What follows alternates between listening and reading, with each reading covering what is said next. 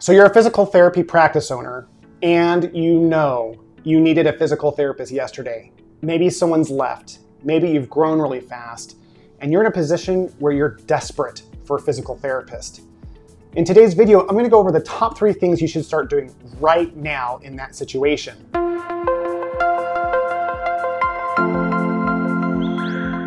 The number 1 thing that we're going to start with is something you don't want to hear, but it's absolutely the most important one, which is stop the bleeding or focus on retention. If you're already in dire straits in the position you're in, the last thing you can afford is to have another physical therapist leave. So what should you do? Well, either when you're stopping the bleeding or if you're focusing on retention, I want you to begin by creating a discussion with each one of your physical therapists. In that discussion, your goal isn't to try to keep them on board. Your goal is to try to determine where they're going.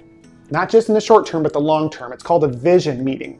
In it, you're going to discuss what their long-term goals, ambitions are, and if possible, and this does come up, maybe some of their outpoints or complaints they have about the company. That's a good thing if those issues come up, because in that meeting, your whole discussion is, hey, listen, I really see a long-term future with you.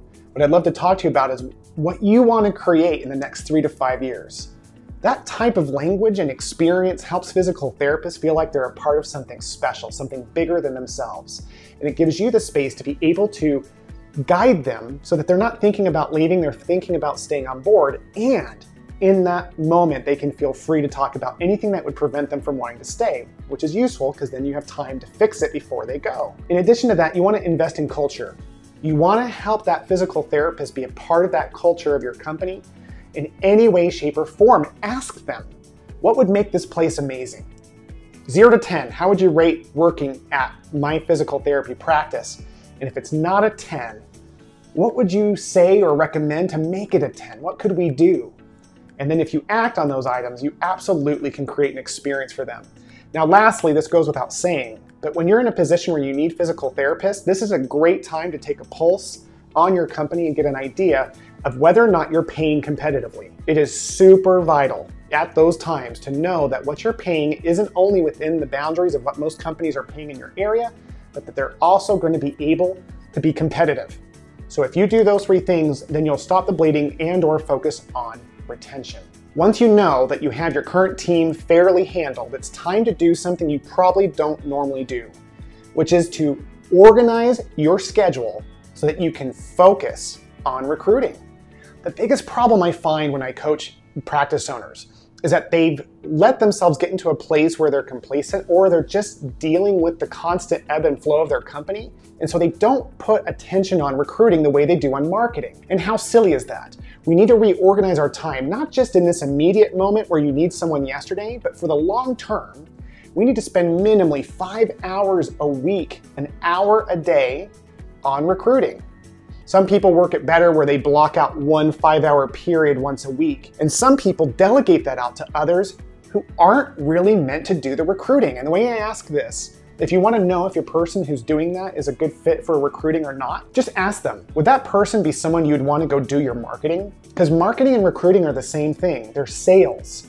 In physical therapy, we call doctor marketing marketing, but it's not. It's actual sales. We stay away from that word for some reason. And so if you have someone doing your recruiting who's not truly like a salesperson, who's not high-toned and super engaging, you're wasting your compensation to them and you're not getting the results that you need. A strong recruiter is someone who's absolutely engaged, and the best person is going to be you until you can hire someone to do that, which might be what you need to do. Go hire an employee who's so good at sales and possibly has recruiting experience that they can come on board and help you grow. Now, in that time frame, when you're putting time and attention on your recruiting, the first thing you want to look at again are your job ads and your job applications, meaning, are you on Indeed? Are you using Monster? Like, what are the platforms? My recommendation is always Indeed. And what I would tell you is that when I coach people, when they pay me to help them recreate their ad, we make dramatic changes in the number of lead generation PTs who come into the interview. If you're not getting PTs in the door, check your ad wording first. If you're interested, I will do a job ad video in the near future. Just put that in the comments below. And while you're there, don't forget to like and subscribe. But at the end of the day, your job ad wording matters. And then lastly, you want to put yourself in a position where you're doing something unique. In that 5-hour period, be creative, go outside the box. Could you offer a career development learning opportunity for students, physical therapy third-year students who are graduating in your area in the next 3 to 6 months? That has been one of the most successful tactics I have used to hire new graduates, is by getting into their space as soon as possible, but no later than 3 to 6 months before they graduate. Because at that point, they're really open to whatever it is that you want to tell them. And the last thing I'd have you do immediately, once that you've focused on patching the hole or focused on retention, then you've gone on and created the space to stay focused long-term on recruiting, then it's time to get help. There are so many resources out there. Obviously, people go to headhunters and traveling therapy companies, and you already know about those. But most people don't know about companies like Career Tree Network. This is a company that has a totally different model. They focus on the lead generation for physical therapists to your company, and it is an absolute miracle for finding PTs just to talk to that are qualified who would possibly be great fits for you. Another person you can reach out to is me, of course. Although I'm not taking clients currently, if you ever email me, I will take a moment to help you with your job ad wording or whatever it is that I can serve you in. If I have enough interest, I'll create little groups and we'll go from there. But right now, it's so important that you get help. If you're a member of the In the Black partnership family, by all means, use that in the next coaching call that we have to be able to walk through your process and identify any holes in your recruiting program. But at the end of the day, it's important to start reaching out. Start going to other physical therapy practice owners. Start bonding together. Maybe there's an opportunity to split the cost of some larger, more expensive initiatives with physical therapists who are either in your area or complementary to where you are. Either way, you can solve this.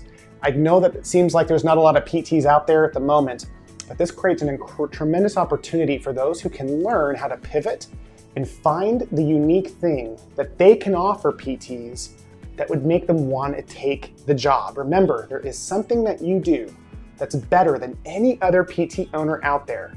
And even though you're doubting that question right now, I promise the better you are at seeing it and wording it, the easier it will be for you to find physical therapists. If you have any questions, any other comments, put those in the comments below. Thank you so much for watching. Until next time.